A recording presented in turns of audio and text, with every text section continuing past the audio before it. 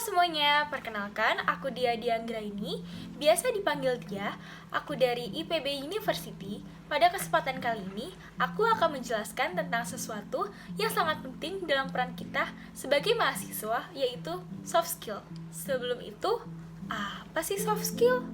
Soft skill adalah kemampuan yang tidak hanya melibatkan pengetahuan akademis, tetapi juga aspek-aspek interpersonal dan kepribadian yang sangat penting dalam menjalani peran ini dengan sukses. Kira-kira apa aja sih soft skill yang diperlukan untuk menjalankan peran sebagai mahasiswa yang baik? Sebagai mahasiswa yang baik, kita akan perlu mengembangkan sejumlah soft skill yang akan membantu kita berhasil dalam studi dan kehidupan kampus. Berikut adalah beberapa soft skill yang penting. Yang pertama, kemampuan manajemen waktu. Kemampuan untuk mengatur waktu dengan baik antara kuliah, tugas, studi, dan kegiatan ekstrakurikuler ini membantu Anda tetap produktif. Yang kedua, kemampuan studi efektif. Dapat mengidentifikasi metode belajar yang paling sesuai untuk Anda dan mengembangkan keterampilan dalam membaca, mencatat, dan memahami materi pelajaran. Yang ketiga, kemampuan komunikasi. Kemampuan untuk berkomunikasi dengan jelas, baik secara lisan maupun tulisan, ini akan membantu kita dalam presentasi, diskusi, dan pekerjaan kelompok.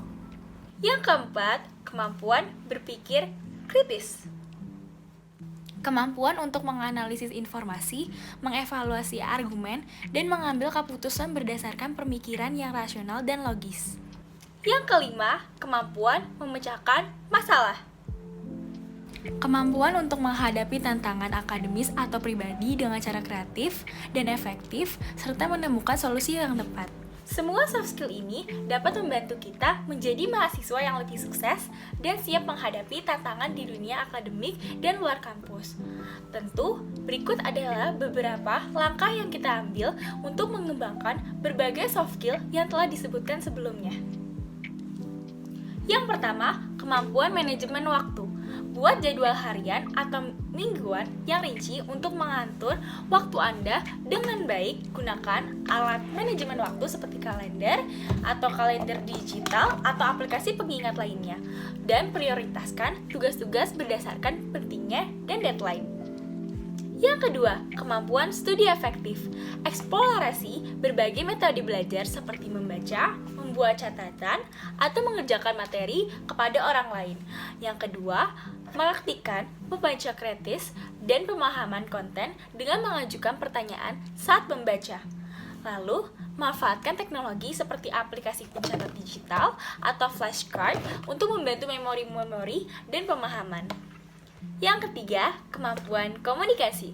Bergabung dalam kelompok diskusi atau klub yang memungkinkan Anda untuk berbicara dan berkomunikasi lebih banyak. Lalu latih kemampuan berbicara di depan umum melalui presentasi atau berbicara di hadapan kelompok kecil. Lalu tulis jurnal atau blog untuk mempraktikkan kemampuan menulis dan menyampaikan pemikiran dengan jelas. Yang keempat, kemampuan berpikir kritis. Pertanyakan informasi yang Anda terima dan pertimbangkan berbagai sudut pandang sebelum mengambil keputusan. Lalu diskusikan ide dengan teman ataupun dosen untuk mendapatkan pandangan yang lebih beragam. Lalu latih kemampuan berpikir analisis melalui teka-teki, puzzle, atau permainan logika. Yang kelima, kemampuan memecahkan masalah. Cari solusi alternatif saat menghadapi masalah dan berpikir kreatif dalam mencari jalan keluar.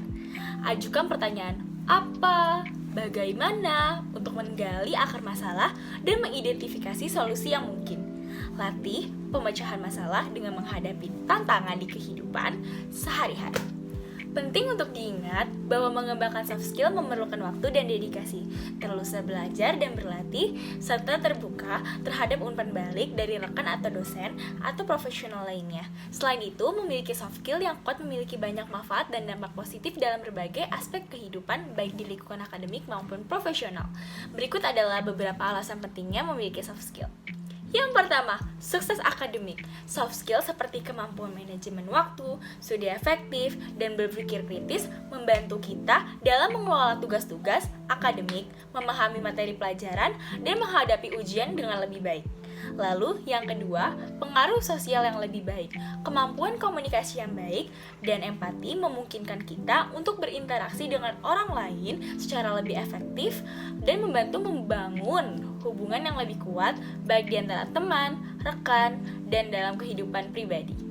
Yang ketiga, peningkatan kreativitas dan inovasi. Soft skill seperti kreativitas dan berpikir di luar kotak membantu kita dalam menghasilkan ide-ide baru dan solusi yang inovatif untuk masalah yang kompleks. Penting untuk diingat bahwa soft skill tidak hanya berguna dalam peran mahasiswa, tetapi juga memiliki dampak positif yang besar dalam semua aspek kehidupan. Dalam peran mahasiswa, mengembangkan keterampilan itu sangat penting bagi dunia akademis maupun profesional. Latihan dan pengalaman akan mengasah kemampuan ini dan memberikan fondasi kokoh untuk karir di masa depan. Ingat, soft skill itu adalah investasi berharga dengan manfaat jangka panjang. Cukup sekian dari saya, terima kasih. Bye-bye!